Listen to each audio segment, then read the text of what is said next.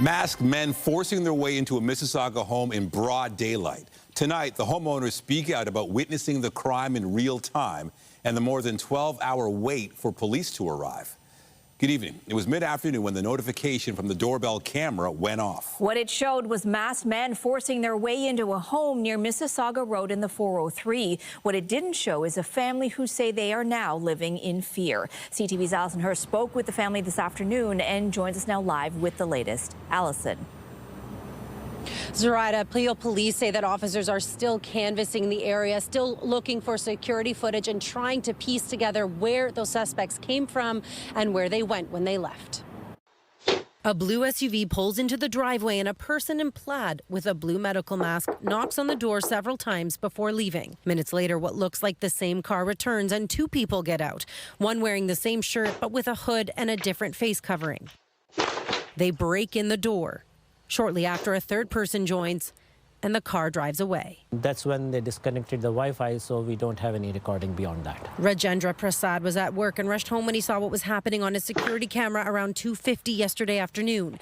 He entered his home with a neighbor when he was sure no one was inside. Everything is on the floor everywhere. Every single room, every single washroom, even the drawers and cabinets, even in the washrooms, they are all open. In the rooms, every drawer has been opened and thrown upside down on the floor. His daughter, Sugand Gupta, was out and his wife had left the house just before the break-in. The only one home was the family dog, Mitzi. My bed cover was covered. There was blood marks, there was urine, there was very clearly something had happened to her. Gupta took Mitzi to the vet. I'm still really afraid for her. We still have to keep a watch if she was drugged, and she's not herself. Yeah. And she's my child, she's everything to me. Despite being called around 3:15 yesterday afternoon, Peel police did not arrive until just after 8 a.m. this morning. When I read the call initially, I wasn't very happy with what I read either in terms of the delay that went by. Peel police say it's uncommon for a call like this to wait so long, but yesterday there were several calls happening at the time, and two are still on the go. It's violating, and no one should have to wait. Unfortunately, in this case, or fortunately, depending on how you look at it, there's no one present anymore and the danger has since ceased. So in that case, we can put this call off to the side so we can prioritize things that are happening now. You see there are marks here. Visible scratch marks can be seen on the family's front door, and Prasad says he had to secure it overnight so they could sleep. He says the suspects not only disabled the Wi-Fi, They pulled down all of this, but also ripped the PVR box out of the wall that held the security camera recordings. The family just wants to feel safe again. We need to have safer cities. The fact that the police weren't able to come because so much crime was happening and so many other people were in distress that it took them this long to arrive, that's scary. Police say they're looking for at least 4 suspects. Prasad tells us that about a week before this break-in happened, he saw someone standing outside his home flying a drone over his property. So he called police to report it. We asked Peel police about that, and they don't believe the two incidents are connected. Reporting live, I'm Allison Hurst. Zoraida, back to you. Thank you, Allison. A man is in hospital after being struck by a streetcar in Midtown. It happened at St. Clair and Yonge just before 2 p.m. Police say the pedestrian was taken to hospital with serious injuries but is expected to survive. The cause of the collision is being investigated. Police in Niagara region have announced the results of a joint operation that led to the seizure of guns, drugs, and stolen vehicles. 30 people were arrested with more than 200 charges laid. CTV's John Musselman has more on Project Road King. Guns, drugs, cash, and dozens of stolen vehicles, all of it seized during a joint forces investigation dubbed Project Road King. Police in Niagara region describe it as a criminal network operating across local, provincial, and international borders. Officers seized in excess of $260,000 of controlled substances, including cocaine and MDMA. Over $500,000 in Canadian currency was recovered, and most notably, 38 stolen vehicles were located and recovered. Many of the stolen vehicles had altered VIN numbers and were intercepted at shipping points inside cargo containers headed to places like Nigeria and Vietnam. Investigators say the stolen vehicles were taken from Hamilton, York Region, Toronto, Halton, Simcoe, and Guelph. The total value is more than $3.3 million. 30 people have been charged in this case. It's a clear example of what can be achieved when law enforcement agencies break down silos and work together towards a common goal. Police also seized large quantities of drugs, including cocaine. The investigation began in August 2024, but it expanded in April when several GTA police forces, the RCMP, the Criminal Intelligence Service of Ontario, and Canadian Border Services were brought in. A dozen search warrants were executed across Niagara, Hamilton, and Toronto on September the 9th. The 30 people arrested in this investigation are facing more than 200 charges. John Musselman, CTV News in Niagara Falls. We have more news in a moment, but first here's a look at the forecast and a live shot of the city. A lovely looking evening, great conditions to get outside, or even better, head to the Markham Fairgrounds. And that's where we find our Lindsay Morrison, who's on location for the kickoff of the Markham Fair. Lindsay. In fact, I want to introduce you to a guest who is utterly fabulous. This is Buttercup, and she's having her dinner right now. I'm just giving her a little hand here.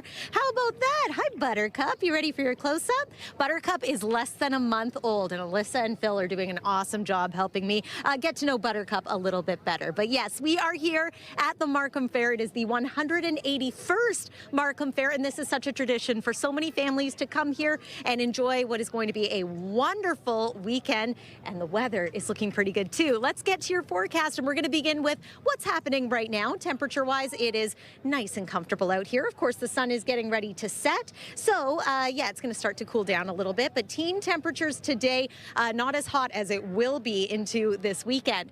On the satellite and radar, we don't have much to show you. We had a couple of fair weather clouds today. Winds have been a little bit breezy at times, and let me show you your evening at a glance. If you're maybe considering coming down to the fair, checking out the Midway, I'd consider a light jacket just to keep yourself nice and warm.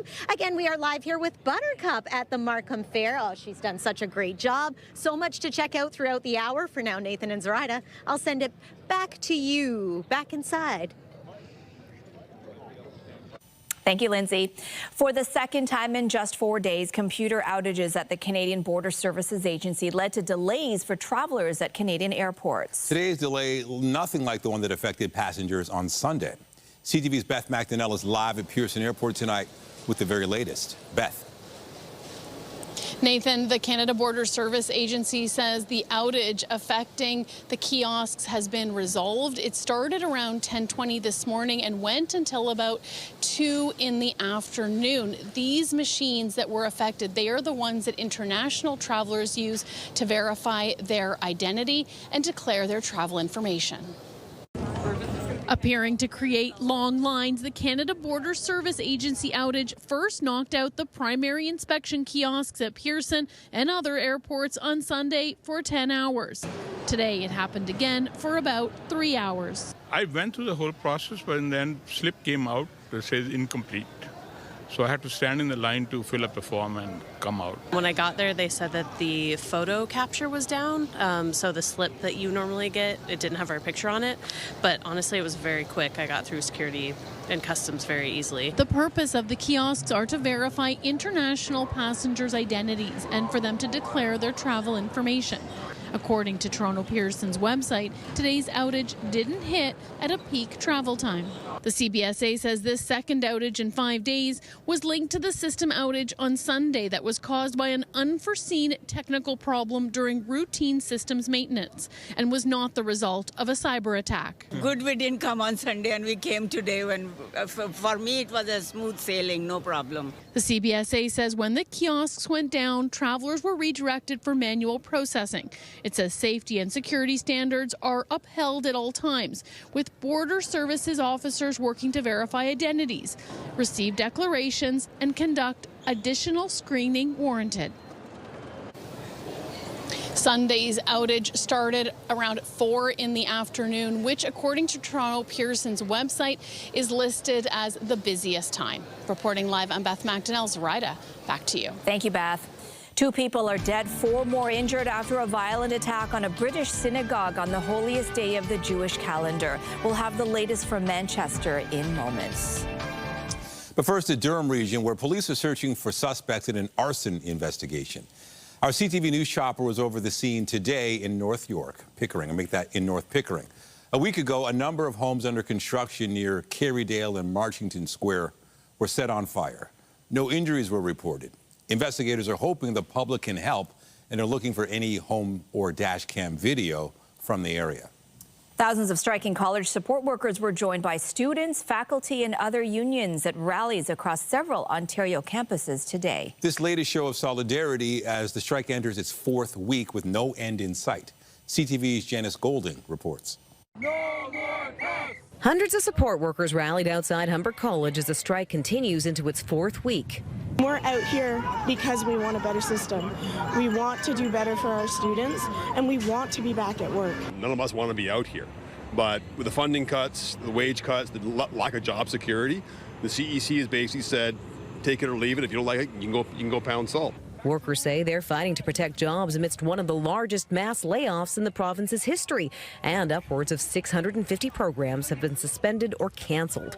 Just last week, Georgian College announced it will be shuttering campuses in Orillia and Muskoka. Let's not shut down more programs. Let's not lay off more, folks who don't need to be losing their jobs. The job action initially started on September the 11th, when about 10,000 workers at 24 colleges walked off the job. Mediation had commenced, but talks broke down on Monday between OPSU, the workers' union, and the CEC, the College Employer Council. I know that they're doing it for a good cause, but it's a bit obstructing to me. It's frustrating.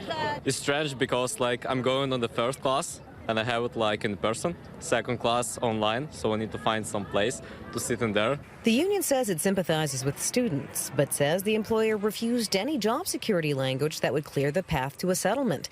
Meanwhile, the CEC says it has tabled enhanced offers that total more than $155 million. We made a very generous proposal over the weekend, and we've asked them to share that with all their members. We really hope that members get to read it. It's enhanced technological protections, enhanced severance, we've increased wages. It's a number of things that they've demanded we've given. Contract talks started on June the 1st, and the workers have been without a contract since September the 1st. In addition to this rally, there were 5 other rallies held at colleges across the province, including Georgian College in Orillia. Janice Golding, CTV News. One day after a bombshell report into a multi-billion-dollar provincial government fund, Ontario's Auditor General called neither fair nor transparent. We're learning more about where some of those millions went. As CTV's John Woodward reports, some of those people getting government grants were giving political donations. I'm here with my friend Nick Simone. That's a video of Premier Doug Ford giving businessman Nick Simone a King Charles Coronation Medal this summer, around the same time Simone was tapped to chair the board of Metrolinx, the province's transportation super agency. Simone is also the CEO of Pace Law Firm. That firm is slated to receive $3.3 million in grants from the Skills Development Fund for 2 programs, the firm says, that have expanded our internal capacity by hiring new staff as legal assistants, paralegals, lawyers, and administrative support. Simone's name is listed on over $13,000 in donations to the governing PC party since 2021. The firm itself gave over $20,000 when corporate donations were legal. And it's among several recipients of SDF money who happened to give political donations to the political party whose staff were deciding where the tax dollars went. Not fair, transparent, or accountable. That's according to a bombshell report Wednesday by the province's Auditor General, who said some $750 million went to projects nonpartisan bureaucrats ranked low, while some 1,000 high-ranking projects went unfunded. The company DentaCloud got $2 million to address the labor shortages in the dental industry and to upskill the dental workforce. DentaCloud director John McGearius got a King Charles Coronation Medal too. Records show McGearius gave some $23,000 to the PCs since 2022, including $3,000 to then Labour Minister Monty McNaughton, seen here at a press conference hosted at a bar belonging to another political donor and fund recipient, Scale Hospitality.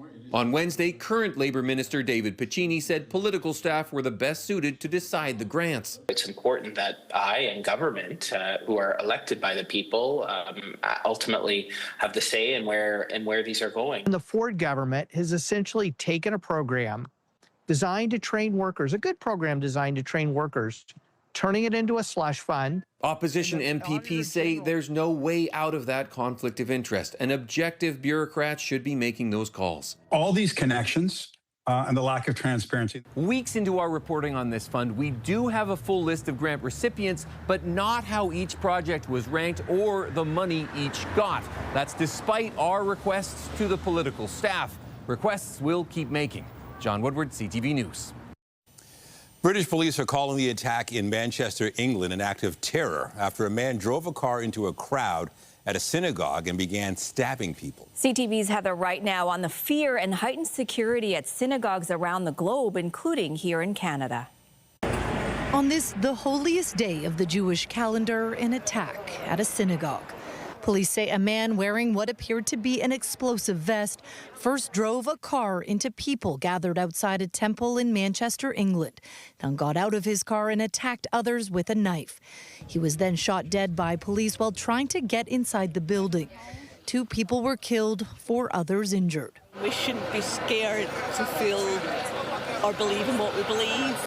The attack has been deemed an act of terror and occurred in an area of Manchester home to many Orthodox Jews. It comes at a time of heightened fears in the Jewish community and rising anti-Semitism around the world. The man suspected of carrying out the attack has been identified as 35-year-old Jihad al-Shami. 3 other people have been arrested as well on suspicion of commission, preparation and instigation of acts of terrorism and remain in custody. I'm already able to say that additional police assets are being deployed to synagogues across the country, and we will do everything to keep our Jewish community safe. Here at home, security has also increased outside of synagogues. Toronto police announced last month they would increase patrols throughout the high holidays, as well as during the lead up to the 2-year anniversary of the Hamas attacks of October 7th. Scary times, obviously, okay, and it's crazy. It's crazy. This cannot continue.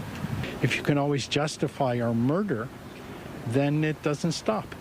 Today, Prime Minister Mark Carney called the Manchester synagogue attack an appalling anti-Semitic atrocity, vowing we will always protect the inalienable rights of Jewish communities to live their lives free from intimidation and threats of violence. And despite the increased security, there is a fear within the Jewish community, a concern that what happened in England could happen here.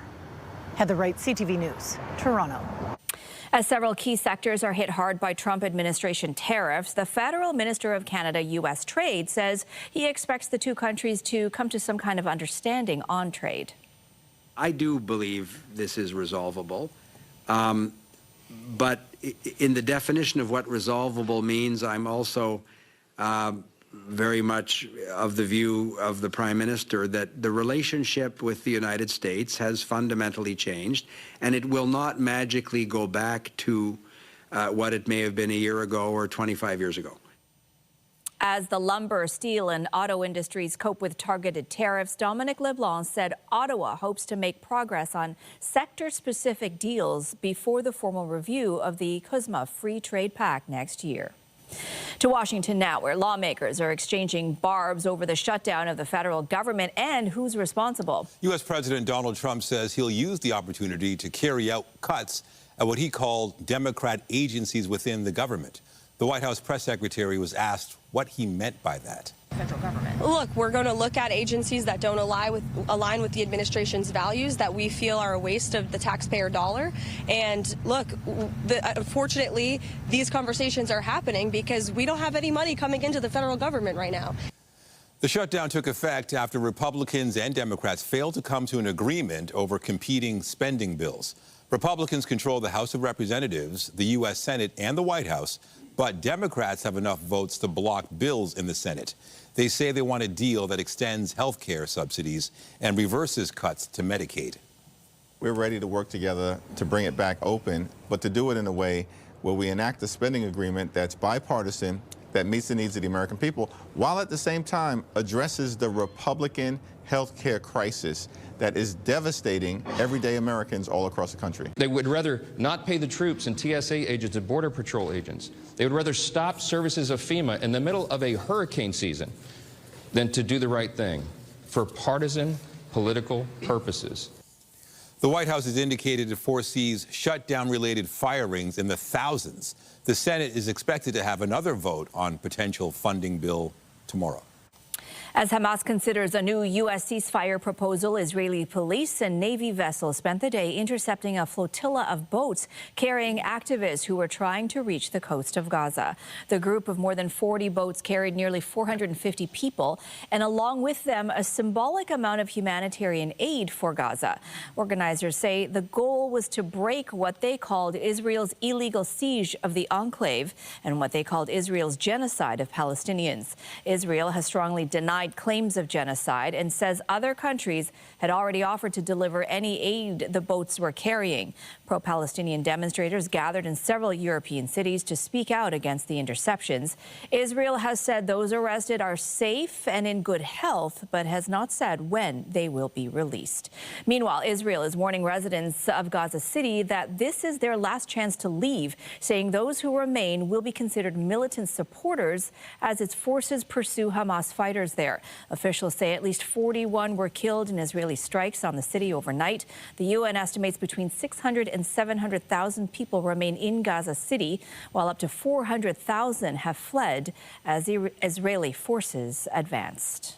European leaders gathered in Denmark for meetings focused on security, defense, and the war in Ukraine. This follows recent aerial incursions by Russian drones and other aircraft into NATO space. We have one major task ahead of us. We have to make our common Europe so strong that the war against us becomes unthinkable. And we have to do it now. Ukrainian President Volodymyr Zelensky called on European countries to work together to create what he called a drone wall, a united front against any further attacks from Russia. He also urged allies to step up sanctions on Moscow and to stop buying energy from Russia. One person was hurt after two Delta airline jets collided on a taxiway last night at New York's LaGuardia Airport. Yeah, we did. Their right wing clipped our nose and the cockpit. We have damage to our windscreen and some of our screens in here. The two jets hit in what officials are calling a low-speed collision. The wing of an aircraft getting ready to take off reportedly slammed into the cockpit window of a plane that had just arrived.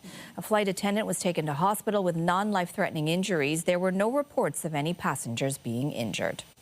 Passengers who booked a Caribbean cruise are dealing with some disappointment after tropical storms forced their ship to head to Boston instead. They didn't give us an itinerary change and 24 hours of notice in advance. Some people didn't really know. It kind of sucked. Some passengers arrived on board with the wrong clothing for their surprise destinations, which will also include 2 stops in Maine. Some said they wish they hadn't taken the trip in the first place. A Norwegian cruise line spokesperson said the safety of guests, crew, and the communities visited are always a top priority. And I'm Pat Foran. Coming up on Consumer Alert, drivers in the GTA pay some of the highest car insurance premiums in the country. Despite rising rates, some people may not know exactly what their policy does and does not cover. We look at car insurance myths 101. That story is just ahead. Well, the Markham Fair is all about the Midway, the food, the animals, and tonight, the monster trucks. It's going to be a great night for a show, and Sunday, too. Here's a look at your fall fair forecast for the next few days, but I must say it's going to feel a little more like summer than fall. Temperatures in the upper 20s heading into the weekend and feeling closer to 30. We've got an upper ridge that's forming, and that's bringing us all this summertime heat for the first weekend of October. How long will it last? We will show you, and you know what? I think we're going to take a little spin on this bad boy, so stay tuned for that, and also stay with us because we've got another night of great shows right here on CTV. When you see it happen, send it to CTV News. Text 10400 from your screen to ours. Text 10400. Auto insurance is a major household expense for many drivers, and rates have been rising steadily as insurers face higher costs. Despite being such a large part of the household budget, there's still some myths drivers might believe that just aren't true. Here's Pat Foran and Consumer Alert. Pat. Thanks, Nathan and Zoraida. There's a popular myth the color of your car can affect your insurance premiums, which is, of course, not true. But where you live will affect how much you pay. We speak with an insurance expert about 5 popular myths to separate fact from fiction. There are about 26 million vehicles on the road in Canada, and it's mandatory to have car insurance. But not all policies are the same, and there can be differences in what's covered and what isn't. The first myth, comprehensive coverage is the same as full coverage. That's false. It will provide coverage for perils like fire, theft, vandalism, if someone's trying to break into your car, causes damage, that type of thing. Stephen Harris with lowestrates.ca says collision insurance covers you for accidents with other vehicles, collisions with objects, or hit-and-run crashes.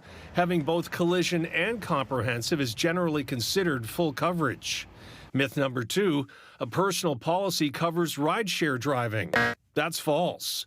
Most personal policies exclude commercial use, such as ride sharing and food delivery. If you're going to do that, you'll need additional coverage. But you don't want to shortcut that. You want to be transparent, so at the time of claim, there's no surprises, because it could be a very costly mistake.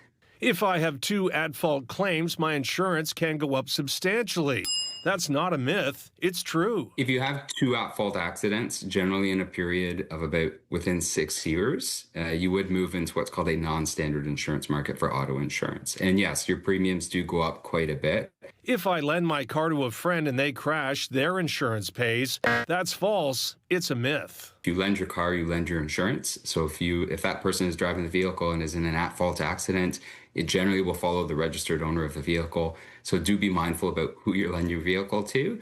Older cars only need liability coverage. In this current market, that's false. Definitely don't assume I have a 10-year-old, 12-year-old vehicle. It's not worth a lot anymore, because it really has changed in the past few years. A 10-year-old car these days could still be worth $15,000, so you'll want to go over your coverage with your insurance company to see if keeping full coverage on an older vehicle might make sense.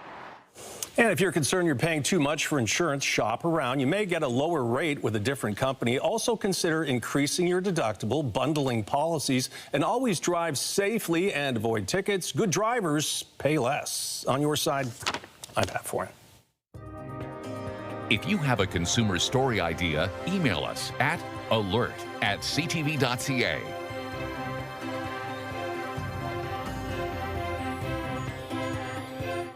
It's fall fair season, and it feels like summer out there. I have a feeling they're selling more ice cream than they are anything. They probably are, because it does still feel like, well, over the past few days, midsummer, and that warm weather is coming back. Lindsay. Oh, it's coming back in a big way, Nathan and Zoraida. Today was a little more fall-like, which was appropriate and perfect for the kickoff of this fall fair. But yeah, the next couple of days, heat and humidity and sunshine. A whole lot to look forward to weather-wise, and a whole lot to look forward to here at the Markham Fair. I have 2025 Markham Fair president. This is Dylan Armstrong with me. In case you're wondering, we are buckled into a monster truck right now. This is a big part of what's happening here tonight. It is tonight. The show's about to start. 7 o'clock tonight, monster trucks, and then 5 o'clock on Sunday. Okay, so that's just, one awesome thing that people can check out here at the fair, but there's so much to enjoy. Tell us more. So if you missed the monster trucks tonight, that's okay. Like I said, they're back Sunday. Tomorrow night, we have our truck and tractor pull. On Saturday night, we have our demolition derby and our horse pull. So you have to pick one or the other because they're both at the same time, but they're both great shows to watch. And at any time, you can come and enjoy the midway, check out the animals, and enjoy some good food. Exactly, yep. There's lots for the whole family here. Buildings, midway, it's all great. What I love about the Markham Fair is that it feels close enough to the GTA. It feels accessible for so many people who maybe aren't used to experiencing farm life up close. But this is, not only is it fun, but it's educational for so many people. Oh, that's for sure, yep. That's what started us to begin with, was education, and that's our goal. Education with a little bit of a fun twist. Okay, well, you know what else is looking fun? The weather forecast. I think everyone's going to be pretty happy with it. Here's a look at what we can expect as we continue through the night tonight. Still comfortable temperature-wise. The sun, we're watching it start to go down, and we're going to see the temperature fall as that begins to happen. Tonight's low is expected to be around 11 degrees. That is a little bit warmer than normal. See our seasonal norms there, the high around 17, the low around 8. In addition to the temperature drop tonight, we should have clear clear skies, maybe some patchy fog. Still a slight risk of frost the further north you go, but less so compared to the last couple of nights.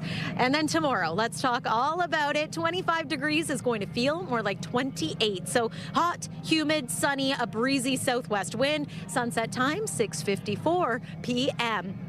A little snapshot of the temperatures across our province. 26 tomorrow in Guelph and St. Thomas. 23 for you in Welland as well as Burlington. 25 Aurora and Collingwood. Nice looking day. And then you'll find it very similar temperature-wise. Huntsville, Trenton, and Uxbridge. Wall-to-wall sunshine as well. In fact, it's worth mentioning that we don't really have measurable rain in the forecast in the short range. Things change somewhat into next week. Let's set the radar in motion here to give you an idea of what we're dealing with. High pressure has been dominant. There is a bit of a front to the north. It is going to stay away from us. If anything, there might be a couple of stray showers around Georgian Bay, the Bruce Peninsula, but we expect to remain dry here in the GTA and throughout much of southern Ontario for your Friday, your Saturday, and into the day on Sunday. Here's where things are going to start to change a little bit. It's into next week, so Monday is still hot. Look at these temperatures. 27 degrees, feeling more like 30. Monday night, we could get into a few showers. Tuesday looks unsettled. This rain, I think, welcomed by many. It has been quite dry lately. And if you're ready for some cooler fall-like air, how about Wednesday and Thursday? Suddenly the temperature slightly below seasonal. Again, we are live here on a monster truck at the Markham Fair. And you know what? I think it's time we take this thing for a ride. Everyone ready? Hold on tight. Okay, Nathan and Zoraida. It's getting fast. Enjoy the scenery and the sounds if you can still hear me. I'll send it back inside to you guys, but whoa, this is fun. It looks like it. Stay safe. Hold on tight. I'm sure she's wearing a That seatbelt. looks so fun. All right. After the break, we'll take you on stage for the critically acclaimed Broadway musical co-written by Steve Martin, making its Toronto debut with an all-Canadian cast. The federal health minister says the Liberals' national dental care plan has reached a new milestone. We announced that more than 5 million Canadians are currently covered under the Canadian Dental Care Plan. Health Canada says nearly all dental providers are now taking part in the plan. The program launched in May 2024 for seniors, children, and disability tax credit recipients, and expanded in May 2025 to all uninsured Canadians with a family income under $90,000. Health Minister Marjorie Michel says the dental program will be spared from spending cuts, which are expected in the upcoming federal budget. A critically acclaimed Broadway musical has hit the stage here in Toronto. Co-written by Steve Martin, this production offers an all-Canadian cast of actor-musicians. CTV's Andrea Case has the story. When the all-Canadian cast of Bright Stars step onto the stage at the CAA Theatre, they will do so without an orchestra to back them up. They are the orchestra. I play the mayor of the town, and I play the accordion, and I play the bass, and I play the mandolin, a little bit of piano. Overbearing father wants what's best for his son, but maybe doesn't have the best idea of what that might be. Brendan Wall first picked up the accordion when he was cast in the play Warhorse in 2010. But it took me to the West End, and I played in the West End of England with this instrument, and it's taken me around the world, and I keep getting a little bit better at it.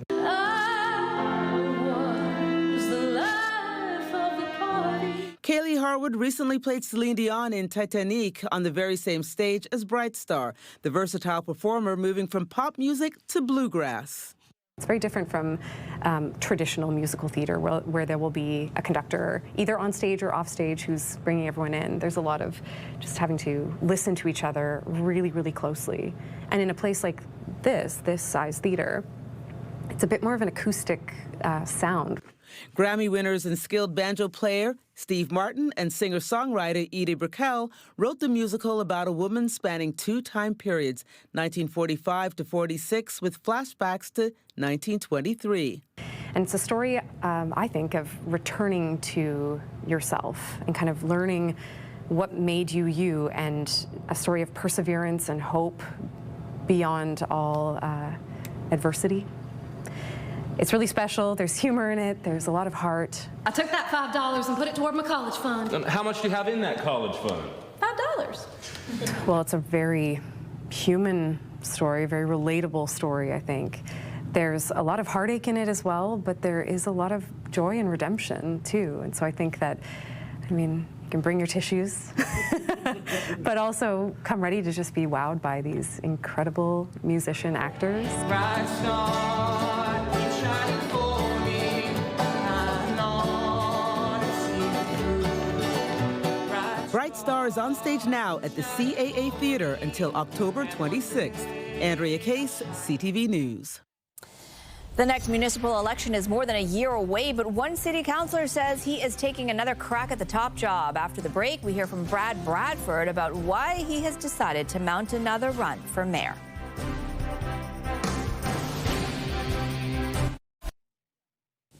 Algoma Steel is bracing for a multi-million-dollar hit as it navigates U.S. duties. BNN Bloomberg's Morella Fernandez has the details.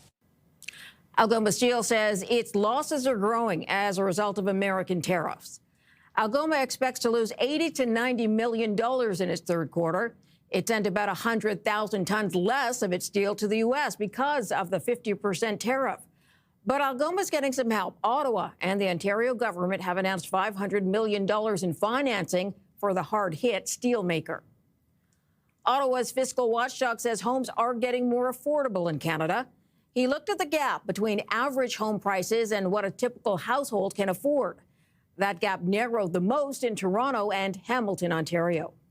September home sales creeped up in Vancouver, growing just over 1% from last year. But they are still well below the 10-year average. Now in Montreal, September home sales were up 11%. Here are the closing numbers for the day. The Canadian dollar is down to 71.63. West Texas Intermediate is down over $1 to 60.16. Western Canadian Select down as well to 50.17. And the TSX hit another record close, moving up 52 points today. Those are your business headlines. I'm Morella Fernandez. The Business Report is brought to you by Canadian Western Bank, the bank built for business. Also today, new warnings from businesses about the impact of the ongoing Canada Post strike. The Canadian Federation of Independent Business says last year's postal strike cost small businesses more than $1 billion and saw 13% of those surveyed stop using the service in the aftermath. The organization says nearly 2/3 of respondents said they'd also switch shipping providers if another strike happened.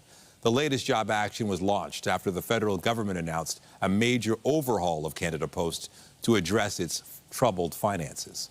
Electric car maker Tesla reported a surprise increase in sales over its most recent quarter. The company says it sold more than 497,000 vehicles around the globe in the 3 months through September.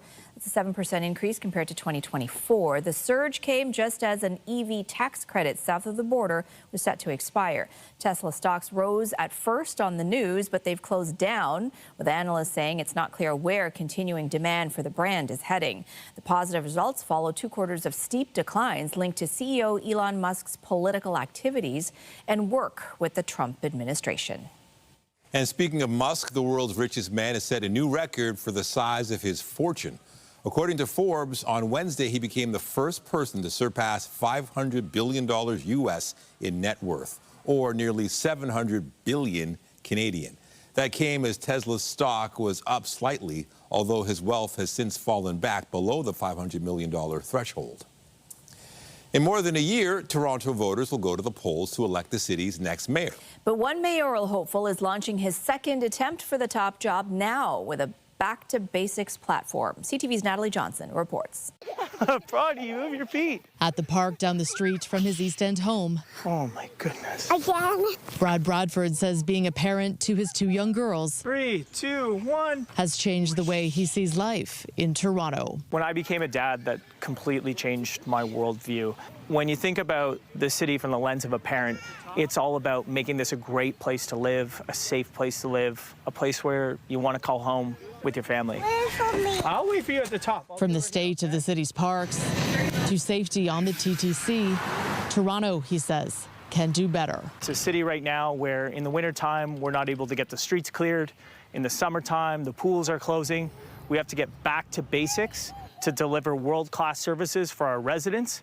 And if we can get the small things right, if we can get back to basics, then I think this is a city that will really start to shine. And so the Beaches East York councillor is now making it official. He will run for mayor of Toronto. I care so much about the city. It's where I'm building my home. It's where I'm raising my family.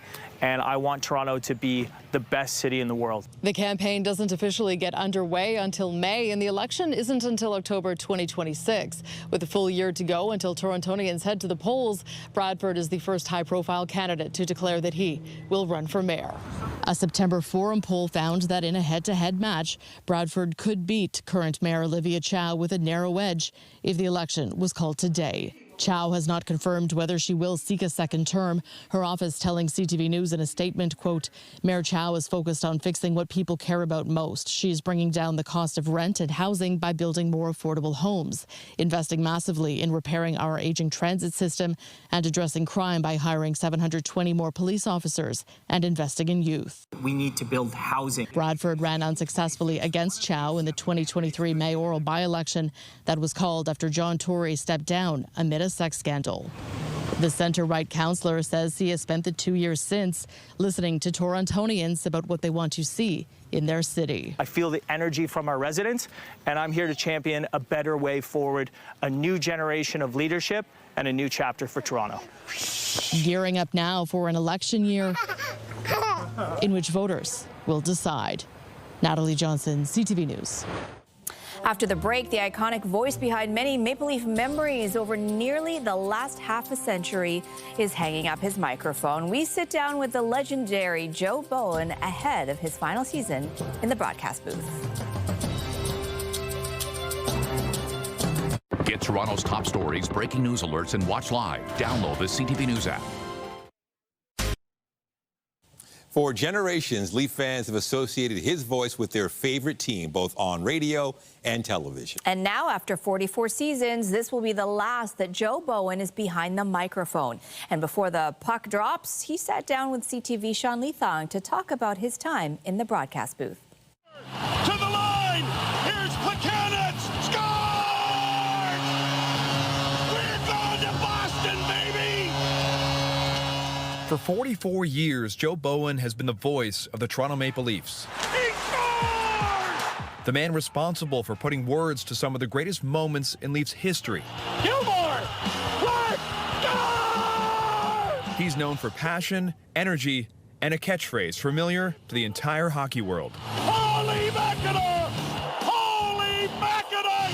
Holy Mackinac! The Leafs have won it! Talking inside of his radio booth at Scotiabank Arena ahead of his final season, Bowen says his famous phrase was handed down by his father. He would sit there with me on his lap, and when Johnny Bauer, my dad played goal, I played goal. When Johnny made a big save, it was holy Mackinac, what a save by Johnny. It began in his hometown Sudbury, calling games for the Junior A Wolves, then to Halifax before earning his role with the Leafs in 1982.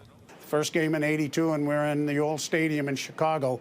That was, you better pinch yourself here, lad. The 74-year-old has received the Foster Hewitt Award from the Hockey Hall of Fame for outstanding contribution to broadcast. Through both radio and television, this season Bowen will call his 3,800th game. Alongside partner Jim Ralph, Bowen says his goal is to never take himself too seriously. It's like going to a bar with your best buddy who is just the funniest guy in the world, and oh yeah, the game's on, and we better get the score right because some people are around the corner eavesdropping on us. Bless you, boys! What a game! In 44 years of eavesdropping, Leafs fans have been treated to many legendary calls, but there is one that sticks out most to Bowen. 1993. And Nicky Borashevsky scores in Game 7. And I'm at that end of the rink. And I can definitely see that Nicky touched the puck on Bob Rouse's shot. And when you get a chance to have a goal like that, you just pray you get it right. You pray you get it right. And I knew I had it. Gilmore to Bobby Rose! Shot! Scores! Nikolai Borashevsky! And his infectious energy has made Bowen the marker of milestones for fans, players, and their families. It's just been a great ride. It's the greatest job in the world. Yeah, we haven't had the ultimate trophy and the ultimate run, but we've had so many great years. Welcome to the NHL! And while Bowen is known for calling big moments, when asked about his favorite call of all time, haven't made that call yet. Counting on it this year. While Bowen hopes the season will end in late June, the Leafs season opener is on October 8th.